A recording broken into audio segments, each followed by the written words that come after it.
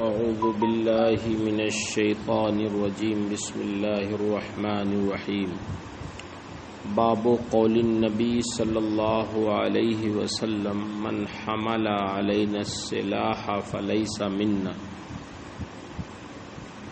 یہ باب نبی کریم صلی اللہ علیہ وسلم کے اس ارشاد کے بیان میں ہے کہ جس نے ہم پر تلوار اٹھایا وہ ہم میں سے نہیں۔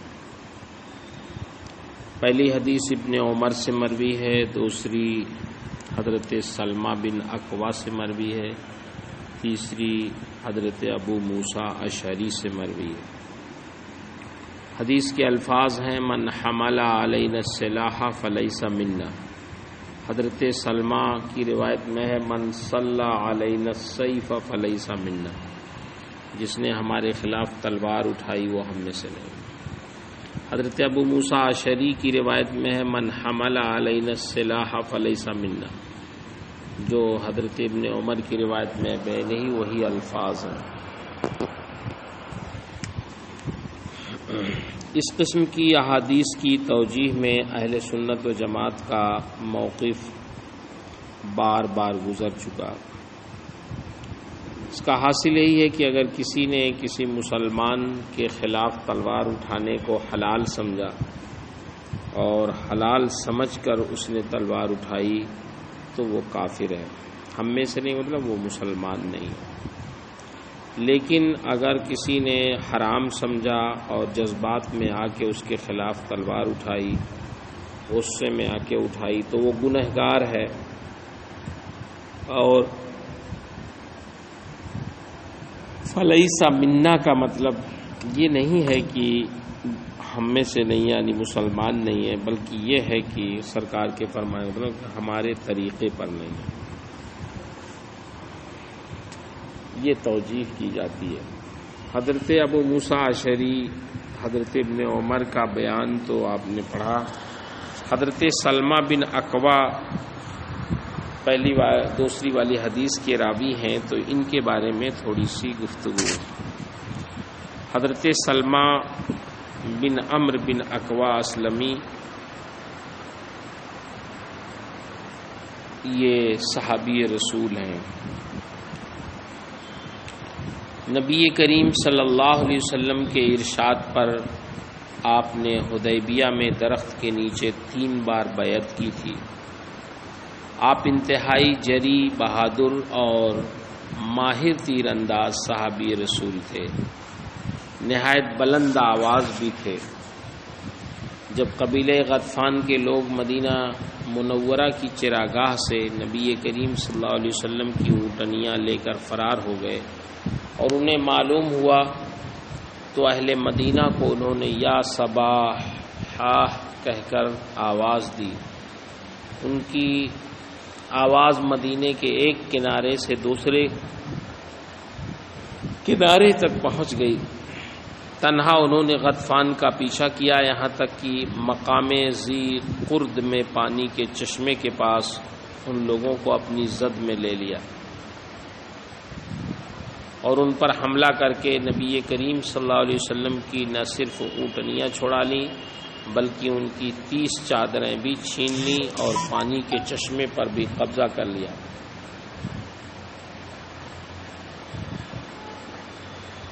ابن اسحاق فرماتے ہیں کہ یہ وہی سلمہ بن اکوع ہیں جن سے بھیڑیے نے گفتگو کی تھی۔ یہ 6 ہجری سے قبل ہی مشرف اسلام ہوئے اور نبی کریم صلی اللہ علیہ وسلم کے ساتھ 7 غزوات میں شرکت کی۔ ان کے فرزند حضرت ایاس بن سلمہ فرماتے ہیں کہ میرے والد کبھی بھی جھوٹ نہیں بولے۔ حضرت امیر المومنین عثمان غنی رضی اللہ تعالی عنہ کی شہادت کے بعد یہ اتنے متاثر ہوئے کہ یہ ربضہ چلے گئے اور وہیں پر شادی کی اور چند اولاد ہوئیں اور ربضہ ہی میں سکونت پذیر رہے۔ لیکن وصال سے چند ایام پہلے مدینہ منورہ واپس آئے اور مدینہ منورہ میں 80 سال کی عمر میں آپ نے وفات پائی۔ آپ سے تقریباً 77 حدیثیں مروی ہیں۔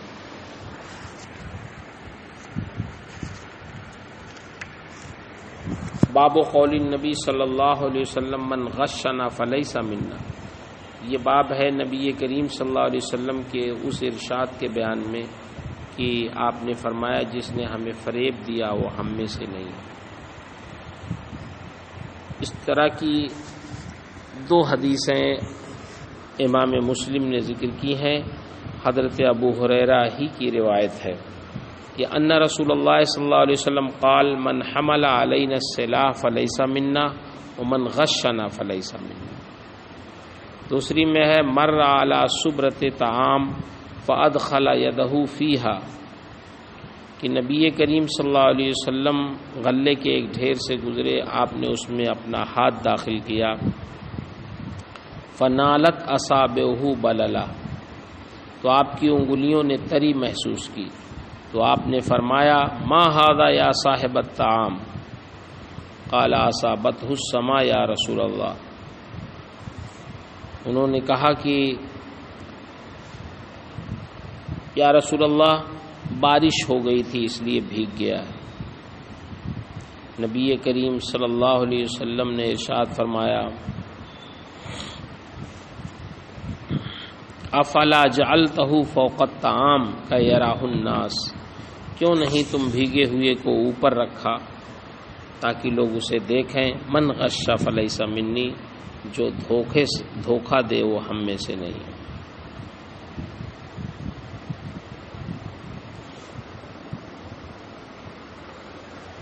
مسلمانوں پہ ہتھیار اٹھانے کی بات تو آپ نے پڑھ لی،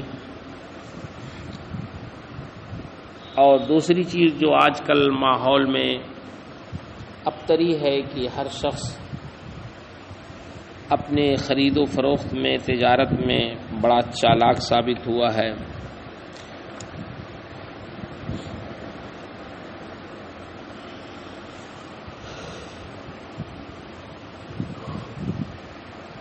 حرام ذرائع سے اپنی تجارت کو فروغ دینا، خرید و فروخت میں گھٹیا اور ردی مال کو اچھے اور عمدہ مال کی صورت میں پیش کرنا، عیوب کو ظاہر نہ کرنا، جال سازی، دھوکہ دھڑی سے کام لینا، اس امت کا ایک معمول بن چکا ہے، الیاذ باللہ۔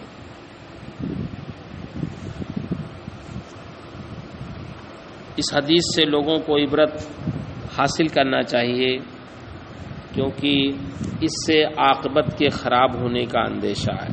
اگر کوئی شخص جائز اور حلال سمجھ کر کرے گا تو پھر ایسا شخص مومن نہیں رہ جائے گا۔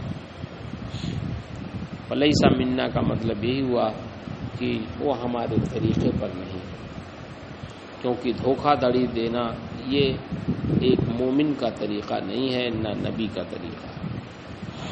باب و تحریم ضرب الخدود و شق الجیوب و دعاء بدعوى الجاہلیہ، یہ باب ہے رخسار پیٹنے، گریبان چاک کرنے اور دور جاہلیت کی طرح چیخ و پکار کرنے کے حرام ہونے کے بیان میں۔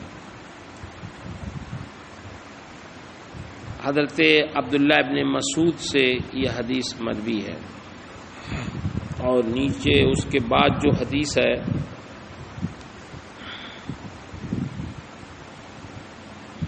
ابو موسیٰ اشعری رضی اللہ تعالی عنہ کے صاحبزادے ابو بردہ کی روایت ہے۔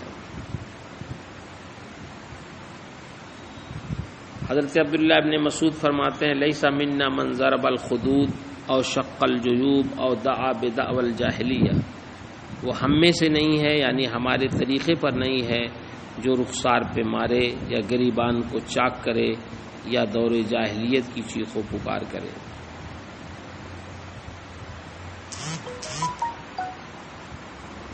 حضرت ابو موسیٰ اشعری کے صاحبزادے ابو بردہ نے روایت کی کہ حضرت ابو موسیٰ اشعری کو سخت تکلیف ہو گئی، فغشی علیہ، تو ان پر بے ہوشی طاری ہو گئی، وراسہ فی حجر امرأۃ من اہلی، اور ان کا سر ان کے کسی ایک بیوی کے گود میں تھا، فصاحت امرأۃ من اہلی، تو ان کی بیوی چیخیں، فلم یستطع ان یرد علیہا، تو حضرت ابو موسیٰ غشی کی وجہ سے استطاعت نہیں رکھ سکے کہ وہ منع کریں۔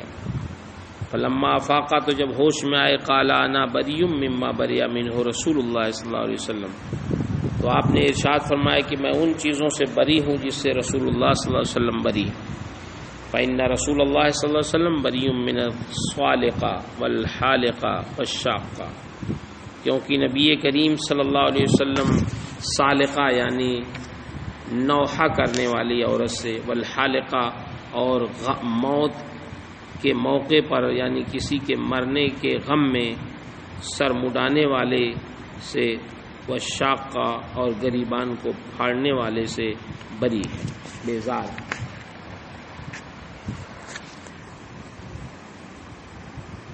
یہ روایت بعد کی جو ہے وہ بھی وہی ہے۔ حضرت ابو موسیٰ اشعری کے بیٹے ابو بردہ اور حضرت عبد الرحمن بن یزید دونوں نے روایت کیا کہ اغمی علی ابی موسیٰ واقبلت امرأتہ ام عبداللہ تسیح برنہ، حضرت ابو موسیٰ اشعری پر بے ہوشی طاری ہوئی، ان کی بیوی ام عبداللہ روتی ہوئی چیختی ہوئی آئیں۔ قال ثم افاقا، پھر حضرت ابو موسیٰ کو ہوش آیا، قال علم تعلمی وکان یحدثها، تو انہوں نے فرمایا تمہیں معلوم نہیں، اپنی بیوی سے فرمایا تمہیں معلوم نہیں، اور وہ ان سے نبی کریم صلی اللہ علیہ وسلم کی حدیث بیان کرنے لگے کہ رسول اللہ صلی اللہ علیہ وسلم نے ارشاد فرمایا انا بری ممن حلق و سلق و خرق، سرکار نے فرمایا میں بری ہوں اس سے جو غم کے موقع پہ اپنا سر مڈائے، و سلق اور نوحہ کرے، و خرق اور اپنے گریبان پھاڑ دے۔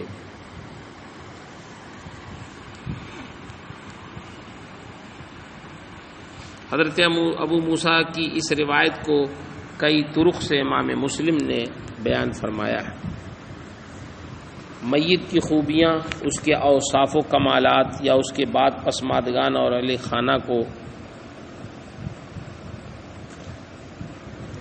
بلند آواز سے رو رو کر بیان کرنا، چلانا، نوحہ کرنا، رخسار پیٹنا، گریبان چاک کرنا، کپڑے پھاڑنا، بے صبری کے کلمات منہ سے نکالنا اور جاہلیت کی سی باتیں کرنا، یہ سب ہمارا اسلامی طریقہ نہیں ہے۔ ایسے موقعوں پر صبر و استقامت کے ساتھ تحمل کا مظاہرہ کرنا چاہیے اور اللہ تعالیٰ کی مشیت قضا اور قدر پر راضی رہ کر انا للہ و انا الیہ راجعون کہنا چاہیے۔ البتہ اگر بے اختیار آنکھ سے آنسو نکل آئیں غم کے موقع پہ تو کوئی حرج نہیں، کیونکہ یہ فطرت ہے۔ سالقہ کا لفظ آیا حدیث میں، سالقہ وہ عورت جو غم کے موقع پہ اونچی آواز سے روئے، چلائے، نوحہ کرے۔ حالقہ وہ عورت جو مصیبت کے وقت اپنا سر مڈالے۔ شاقہ وہ عورت جو اپنا گریبان چاک کرے، شوہر یا کسی عزیز کے فوت ہو جانے پر اپنے کپڑے پھاڑ ڈالے۔ باب و بیان غلظ تحریم النمیمہ، یہ باب ہے چغل خوری کے سخت حرام ہونے کے بیان میں۔ اس حدیث کے راوی حضرت حذیفہ بن یمان ہے، فرماتے ہیں انہ بلغ ان رجلا ینم الحدیث، حضرت حذیفہ جو صاحب سر رسول اللہ صلی اللہ علیہ وسلم ہیں، نبی کریم صلی اللہ علیہ وسلم کے رازدار صحابی، فرماتے ہیں کہ ہمیں ایک آدمی کے بارے میں پتہ چلا کہ وہ باتیں لگاتا بجھاتا ہے، تو آپ نے فرمایا کہ میں نے اللہ کے رسول سے سنا ہے، آپ فرماتے ہیں کہ چغل خور جنت میں نہیں جائے گا، لا يدخل الجنت نمام۔ وہی حدیث پھر اس کے بعد ہے، کان رجل ينقل الحدیث الی الامیر، ایک شخص حاکم تک باتیں پہنچاتا تھا، تو ہم مسجد میں بیٹھے ہوئے تھے، فقال القوم ھذا ممن ينقل الحدیث الی الامیر، تو کچھ لوگوں نے کہا کہ یہ فلاں شخص ان لوگوں میں سے ہے جو باتیں حاکم تک پہنچاتا ہے۔ قال فجاء، تو شخص آ گیا، حتی جلس الینا، یہاں تک کہ ہمارے پاس بیٹھ گیا۔ فقال حذیفہ، تو حضرت حذیفہ نے فرمایا سمعت رسول اللہ صلی اللہ علیہ وسلم یقول لا يدخل الجنت قطات، کہ میں نے نبی کریم صلی اللہ علیہ وسلم کو یہ فرماتے ہوئے سنا کہ جنت میں چغل خور نہیں جائے گا، یعنی دخول اولی نہیں ہوگا۔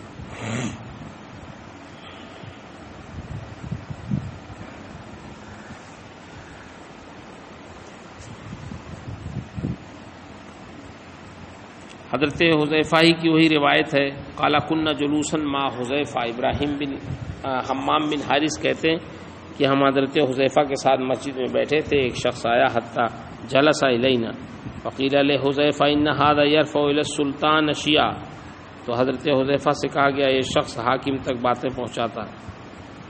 فقال حذیفہ ارادۃ ان یسمعہ، اس ارادے سے حضرت حذیفہ نے کہا تاکہ ان کو سنا دیں ان چیزوں کی مذمت۔ آپ نے فرمایا سمعت رسول اللہ صلی اللہ علیہ وسلم یقول لا يدخل الجنت قطات، چغل خور جنت میں نہیں داخل ہو۔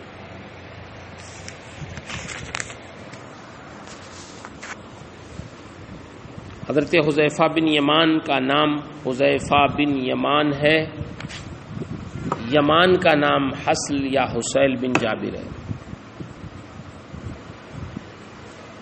آپ کی کنیت ابو عبداللہ ہے، آپ سابقین اولین میں سے ہیں، آپ کے والد بھی صحابی رسول ہیں جو غزوہ احد میں شہید ہو گئے تھے۔ یہ ہجرت کر کے بارگاہ رسالت میں حاضر ہوئے تھے، اللہ کے رسول نے انہیں ہجرت اور نصرت میں اختیار دیا، انہوں نے نصرت کو اختیار کیا۔ یہ غزوہ احد میں اللہ کے رسول کے ہمراہ شریک ہوئے تھے، راز کی باتیں سرکار انہیں بالخصوص بتایا کرتے تھے، منافقین کے حالات کی بھی آپ کو اطلاع تھی۔ امیر المومنین حضرت عمر فاروق اعظم کی عادت تھی کہ جب کوئی انتقال کر جاتا تو حضرت حذیفہ سے پوچھتے، اگر حضرت حذیفہ اس کی نماز جنازہ میں شریک ہوتے تو آپ اس کی نماز جنازہ میں شریک ہوتے۔ غزوہ بدر میں شریک نہیں ہوئے تھے، مشرکین نے ان سے عہد لیا تھا کہ ہم سے جنگ نہ کرنا۔ آپ نے اس سلسلے میں اللہ کے رسول سے پوچھا تو آپ نے فرمایا ہم کو عہد پورا کرنا چاہیے اور اللہ سے ان کے مقابلے میں مدد مانگنی چاہیے۔ غزوہ بدر میں تو شریک نہیں ہوئے۔